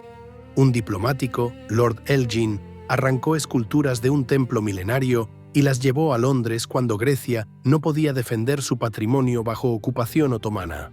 La discusión sobre permisos y papeles existe, pero la pregunta moral queda desnuda. ¿Quién tiene derecho a llevarse piezas de la identidad de otro pueblo porque en ese momento podía hacerlo? Cada vez que se menciona los mármoles, la corona no responde directamente, porque la propiedad formal recae en el museo, y sin embargo, en el imaginario global, la línea se une sola. Imperio, Londres, colección, prestigio. Pero si hablamos de lo que más duele a escala diplomática, hay una piedra que hace temblar discursos. El Koh-i-Noor. Su nombre significa montaña de luz. Su historia significa otra cosa, traspaso forzado. La versión oficial lo presenta como regalo. La realidad histórica es más áspera. Tras la anexión del Punjab, el diamante fue entregado bajo presión por un niño rey. Un niño. La asimetría habla sola. India, Pakistán, Afganistán e Irán lo han reclamado en distintos momentos. No por capricho, sino porque para ellos es símbolo de una herida colonial concentrada en una sola pieza. La polémica es tan tóxica que en tiempos recientes la corona ha evitado exhibirlo en ciertos contextos para no encender incendios internacionales. Cuando un objeto obliga a cambiar protocolo, deja de ser adorno y se vuelve problema. Y luego está el Cullinan, la piedra enorme tallada para vestir el cetro y la corona imperial del Estado, extraído en el sur de África en plena era colonial. Presentado como obsequio oficial, sí, pero el contexto de poder altera la palabra obsequio hasta volverla casi inútil. Hoy, voces en Sudáfrica exigen restitución. Señalan que la extracción de riqueza en el continente se hizo bajo sistemas de explotación y que la legitimidad del regalo se derrumba cuando quien entrega vive dentro de una estructura dominada por quien recibe. La corona, en este punto, se encuentra atrapada entre dos necesidades opuestas. Primera, preservar la narrativa de continuidad. Si admite que grandes piezas fueron tomadas de forma ilegítima, abre una grieta en la base moral de su prestigio. Segunda, sobrevivir en un mundo que ya no tolera el silencio imperial. Un mundo donde devolver se volvió palabra política y donde cada negativa alimenta resentimiento. No son solo diamantes, están los bronces de Benín saqueados en una expedición punitiva, un castigo armado que terminó en robo cultural. Están manuscritos y objetos sagrados tomados en Etiopía. Está una larga lista que, vista completa, parece mapa del hemisferio sur marcado con alfileres. Las joyas de la corona y gran parte del tesoro británico en museos ya no son simples piezas de exhibición, son pruebas, son preguntas en forma de metal y piedra. Y entonces llega el presente con un giro irónico. Mientras se exige transparencia, la corona sigue protegida por capas de complejidad legal. una estructura diseñada durante siglos para que el ciudadano vea el brillo, pero no vea el contrato. Aquí entra otro tipo de inventario, el financiero. El laberinto de ducados, propiedades, exenciones y privilegios fiscales funciona como una arquitectura tan antigua como eficiente. No es casualidad, es diseño. El ducado de Lancaster, asociado al soberano, genera ingresos privados mediante tierras y activos. El ducado de Cornualles, asociado al heredero, hace lo mismo en escala inmensa. En ambos casos, el elemento central no es solo la riqueza, es la continuidad del privilegio, transmitido por sangre, protegido por ley. Y el punto que enciende la discusión pública, una y otra vez, es la exención del impuesto de sucesiones en la transferencia de soberano a soberano. Una herencia gigantesca que no se fragmenta con el porcentaje que el ciudadano común enfrenta. La lógica oficial dice, si se aplicara el impuesto, el patrimonio real se reduciría y la institución perdería estabilidad. El argumento real que escucha la calle es más simple. Reglas distintas para los mismos conceptos. Ese contraste, oro sin impuestos, vida cotidiana con impuestos, sostiene el debate moderno. Y todo esto se intensifica porque el siglo actual ya no cree en silencios elegantes. Cree en filtraciones, en documentos, en audiencias. En esa atmósfera, un escándalo como el del príncipe Andrés no es solo un problema moral individual. Es una grieta institucional, porque activa la sospecha antigua de que la corona se protege a sí misma por encima de la justicia común. Del mismo modo, una fractura como la de Harry y Meghan no es solo un drama familiar. Es una batalla por el relato en la era en que el relato se monetiza, se transmite, se archiva. La corona, que durante siglos dominó la narrativa a través de ceremonias y distancia, se encontró con una guerra nueva, la guerra de la exposición. Y aquí llegamos al punto actual con un monarca nuevo y una sombra vieja. Carlos III subió al trono después de una espera interminable. Llegó con edad, con historia personal conocida, con menos margen para reinventarse como mito. La comparación con Isabel es inevitable, y las comparaciones, en monarquía, son cuchillos suaves. Carlos intenta proyectar austeridad, reducción, eficiencia. Pero el siglo no solo pide eficiencia, pide legitimidad. Y la legitimidad ya no se construye solo con ritual, sino con coherencia moral y financiera.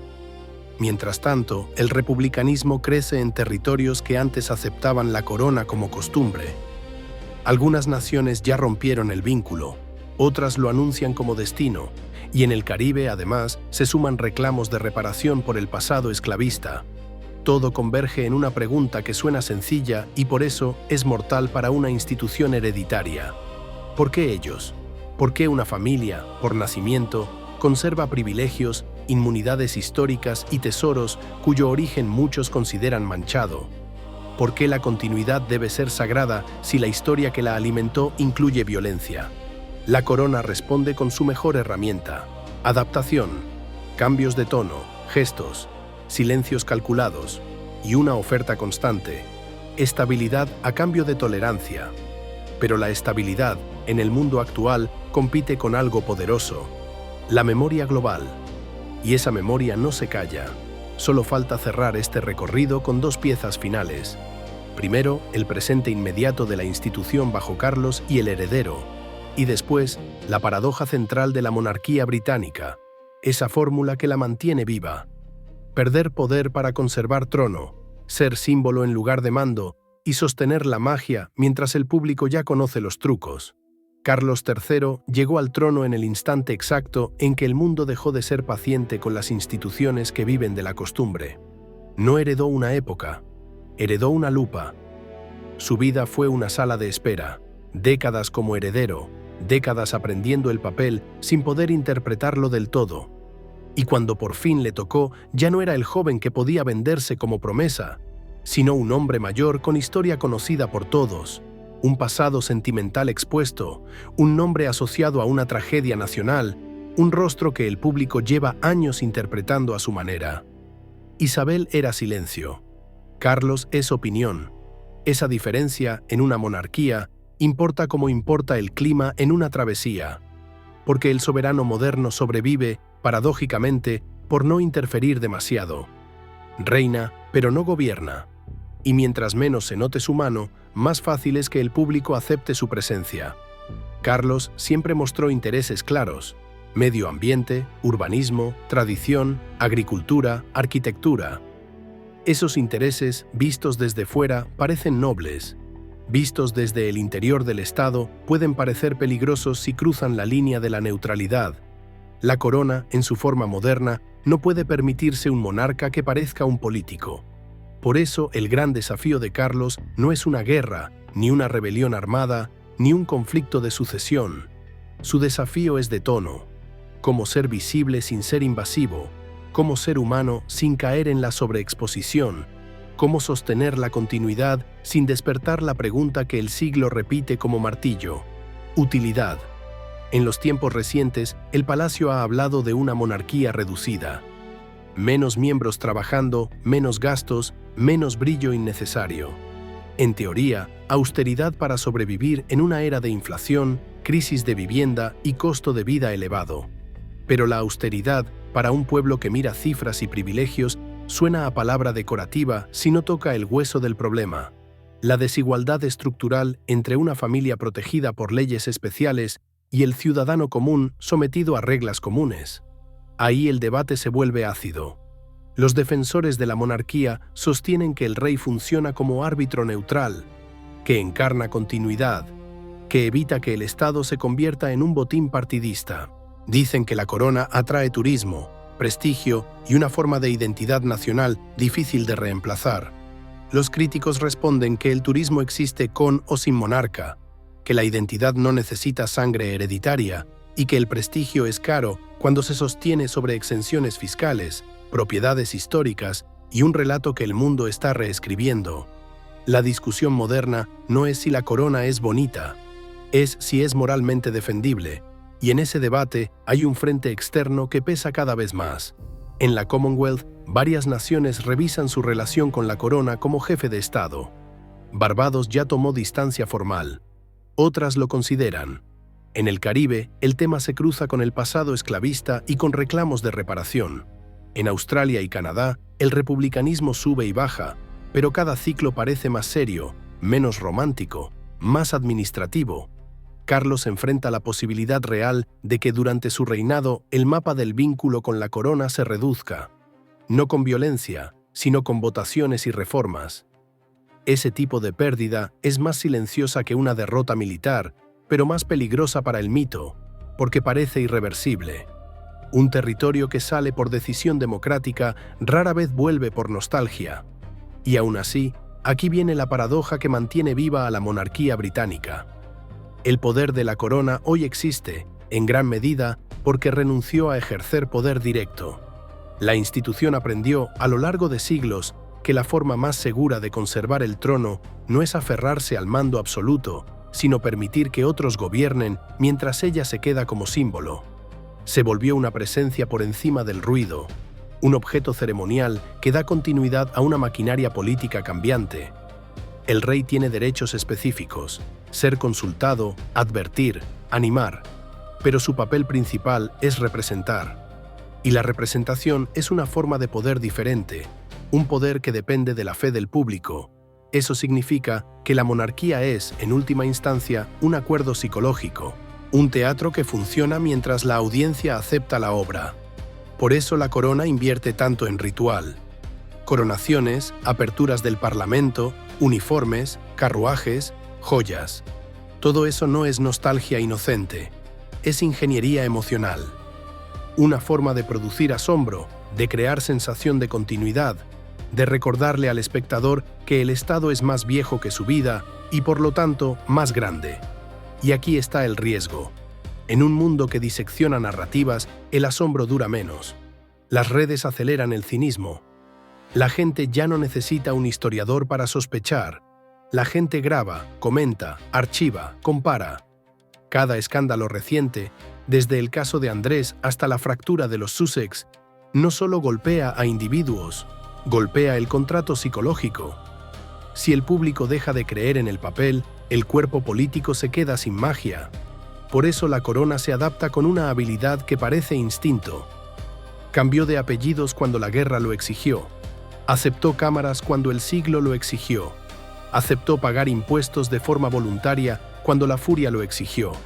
Se disculpó con cuidado cuando el mundo lo exigió. Reduce su tamaño cuando la economía lo exige.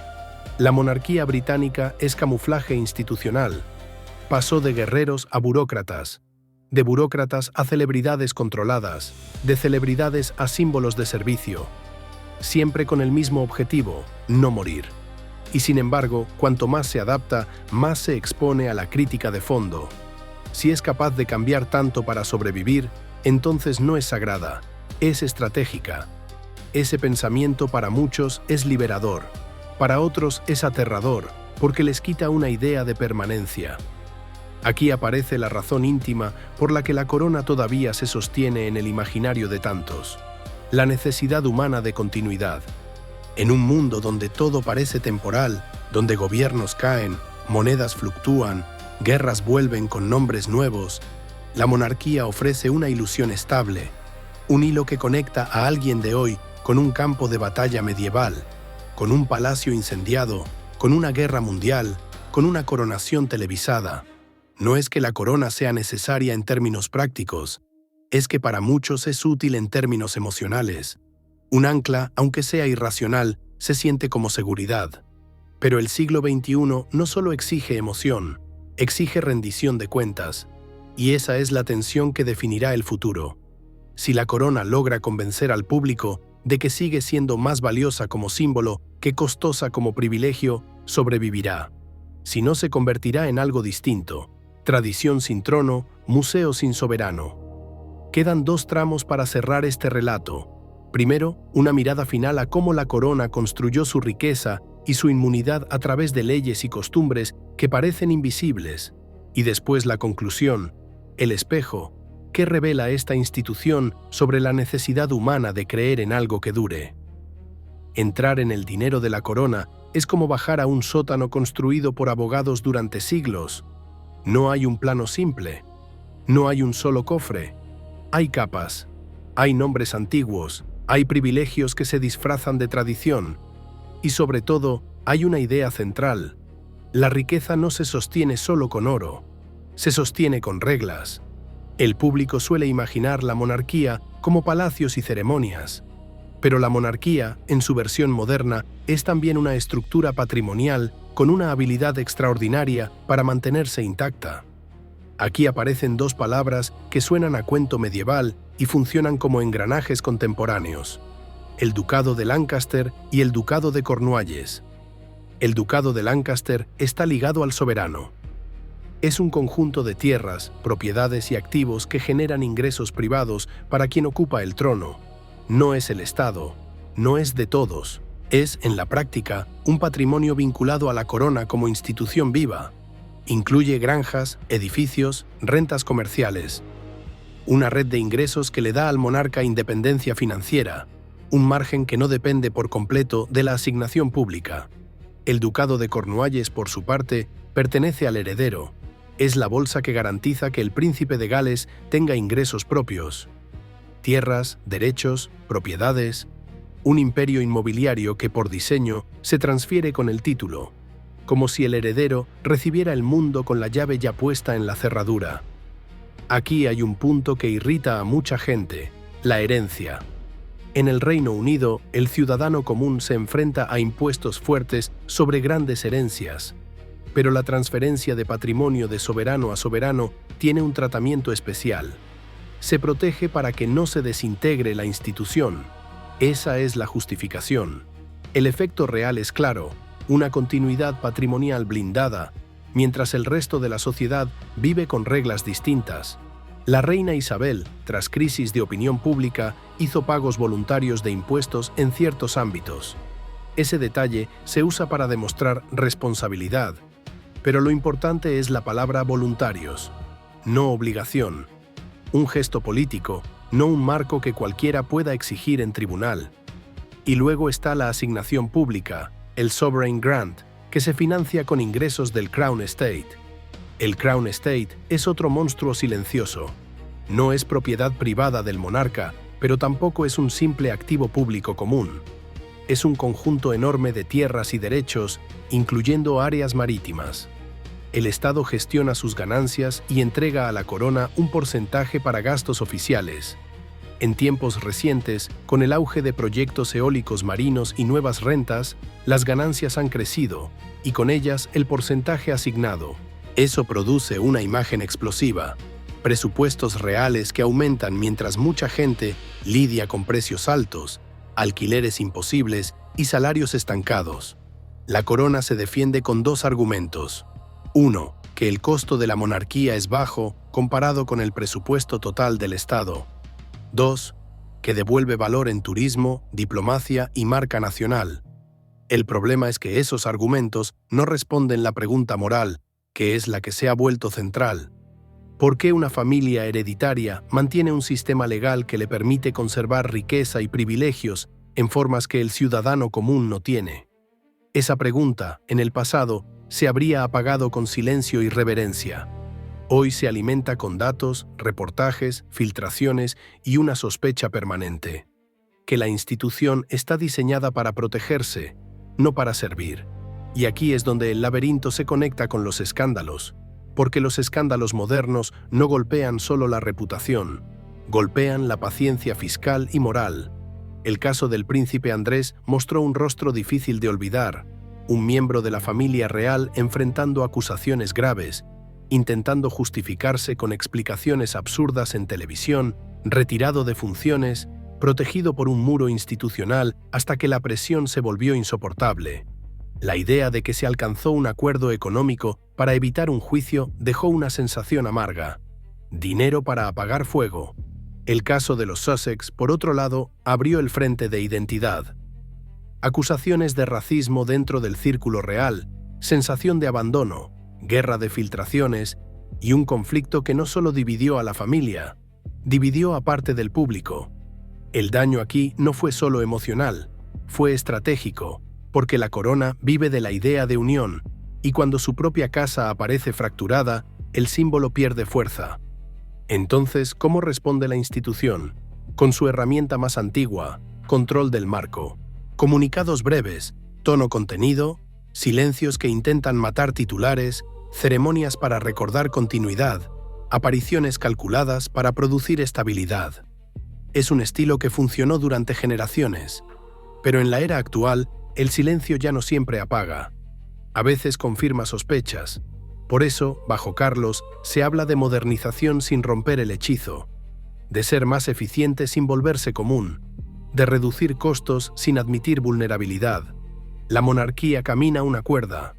Si se acerca demasiado a la transparencia, arriesga que el público vea los mecanismos desnudos.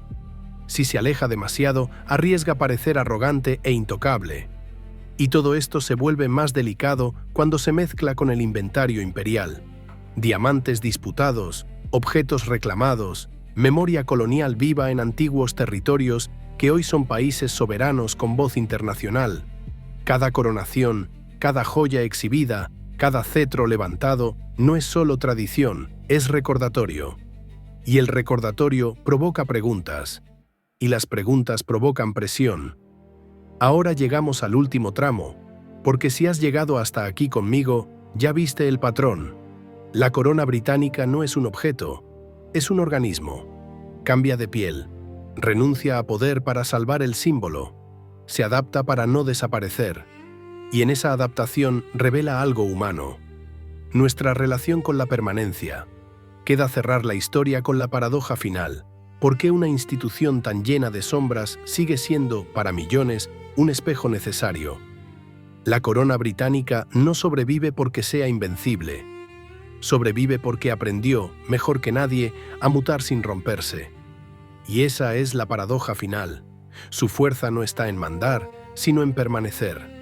Si miras la historia entera como una sola línea, la institución parece un animal antiguo que cambia de piel cuando el clima se vuelve hostil. Fue guerrera cuando el mundo respetaba la espada. Fue administradora cuando la contabilidad empezó a dominar reinos. Fue absolutista cuando pudo, y cuando el absolutismo empezó a costar cabezas, se volvió constitucional. Cuando la distancia sagrada se volvió un problema, abrió la puerta a las cámaras. Cuando el misterio empezó a oler a privilegio sin explicación, intentó parecer servicio. No es romanticismo, es estrategia. La corona entendió algo que los tronos caídos no entendieron a tiempo. El poder directo es caro. Te obliga a dar respuestas. Te obliga a asumir culpas. Te obliga a pelear guerras que luego te reclaman. En cambio, el símbolo es más ligero. El símbolo puede flotar por encima del desastre. Puede aparecer en la reconstrucción sin aparecer en la decisión que causó el daño. Por eso la monarquía moderna reina más de lo que gobierna. Y por eso su poder actual, aunque sea distinto, sigue siendo real. Influencia, acceso, prestigio, marca, continuidad de privilegios protegidos por ley. Y aquí está la pieza incómoda que muchos evitan. La corona es un negocio tan antiguo como sofisticado, no solo por ducados y propiedades, también por algo más intangible, la capacidad de convertir la historia en valor, convertir ceremonias en atracción, convertir castillos en economía, convertir la identidad nacional en un producto que se exporta como imagen. Durante siglos, el oro entró por rutas imperiales. Hoy, el oro entra por rutas mediáticas. La forma cambia, el principio se mantiene. Capitalizar la fascinación.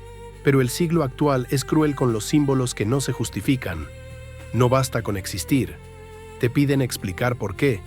Y esa exigencia se vuelve más fuerte cuando se mezclan tres elementos que la institución no controla del todo.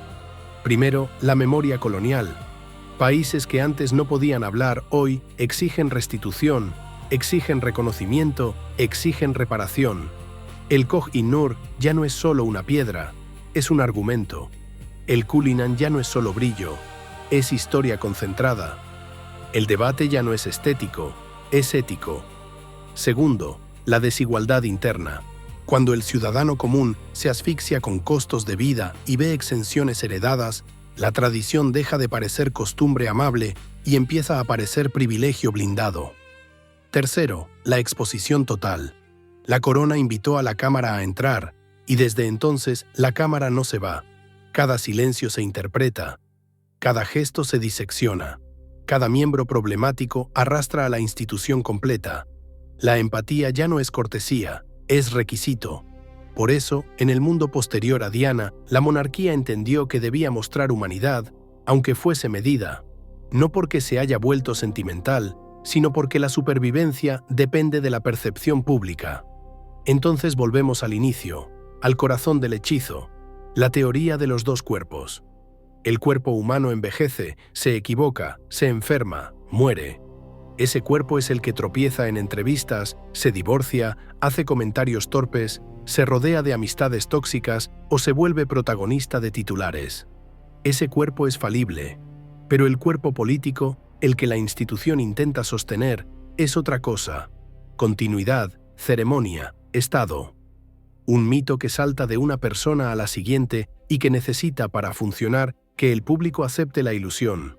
Y aquí, Susurros del pasado te deja la pregunta que no se responde con datos, sino con una mirada al espejo. ¿Por qué millones siguen aceptando la ilusión?